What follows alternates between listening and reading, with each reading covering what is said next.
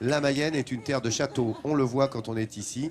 Eh bien, sachez que Jean-Sébastien Petit-Demange va nous détailler le 4e épisode de ce feuilleton de la semaine. Oui. Terre de châteaux que la Mayenne.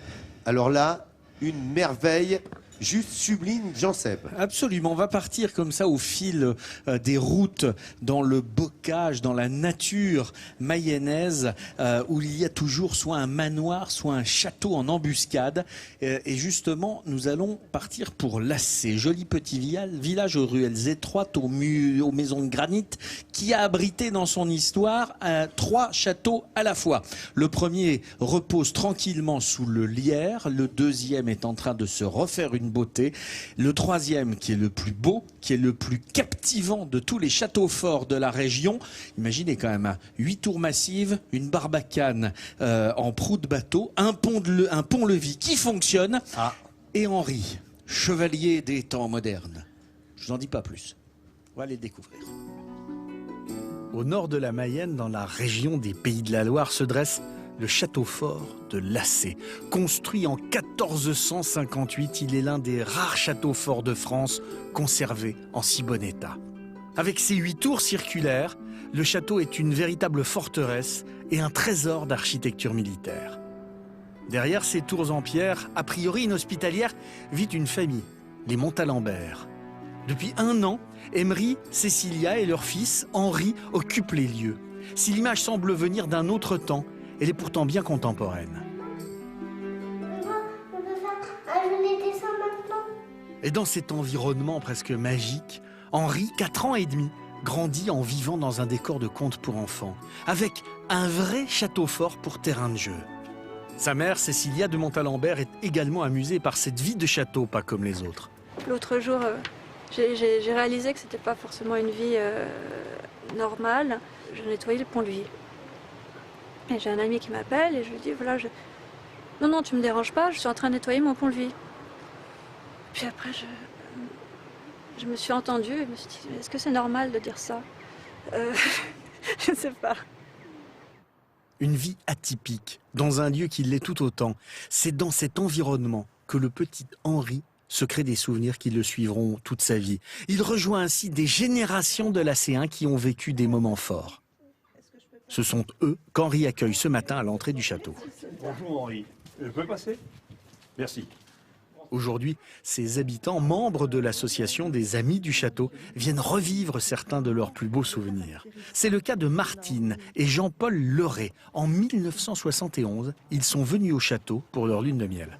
En arrière, tu te souviens? Ah oui, je me souviens, Henri. Ouais.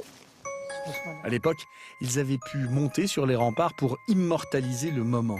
Et 43 ans après, ils reviennent sur leurs pas avec une certaine émotion. Cet endroit-là, j'étais. Oui. Ça, je me souviens. C'était bien ici. Ça fait quelque chose au cœur. En plus, mes parents avaient ce jardin juste en dessous. On était vraiment au pied du château.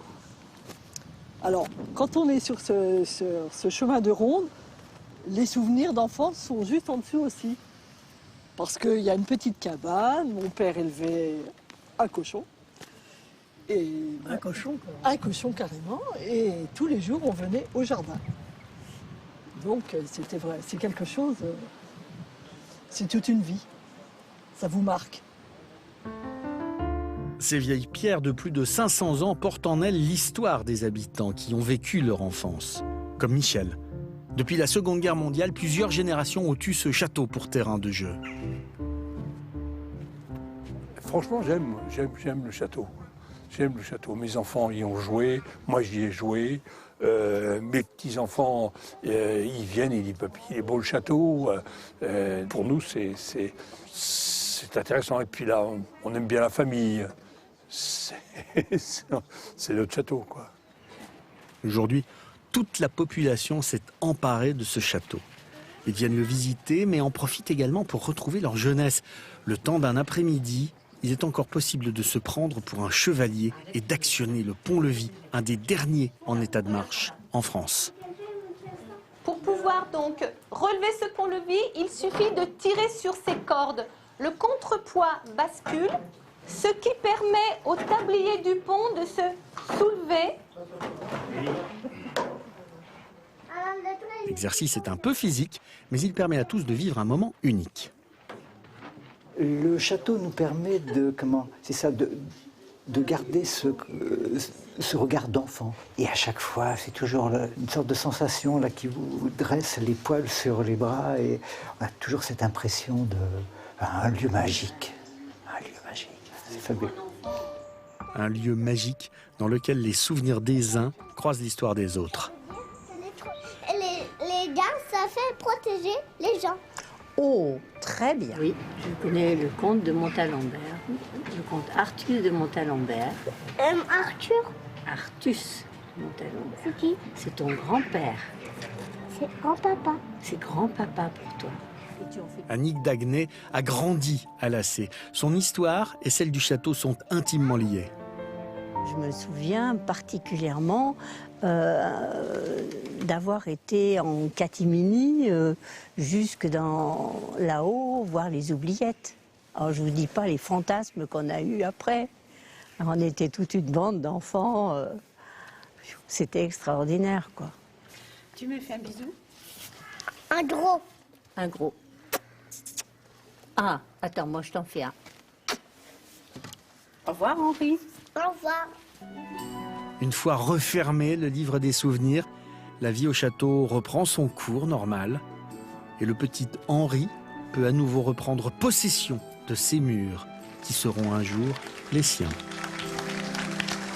Ah, le Mais château. vous imaginez la chance qu'il a, Henri, de vivre dans ce magnifique château. Il a la vie d'un chevalier au XXIe siècle. Et en plus, il peut profiter de cette histoire où les catholiques et les protestants se sont disputés le château pendant les guerres de religion.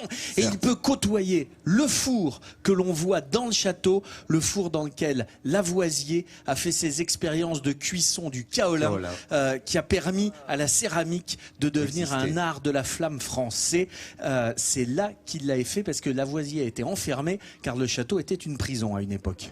Bravo, merci de ces précisions. Hommage à cet endroit unique avec un pont-levis qui fonctionne et ça. Qui est pratiquement unique en France, hein. Un pont-levis qui fonctionne. Oui. Non mais sans blague. Absolument, non, c'est pratiquement le seul. Voilà, donc c'est à visiter. Merci de nous l'avoir fait découvrir. Jean Seb, c'est ça votre magazine de découverte.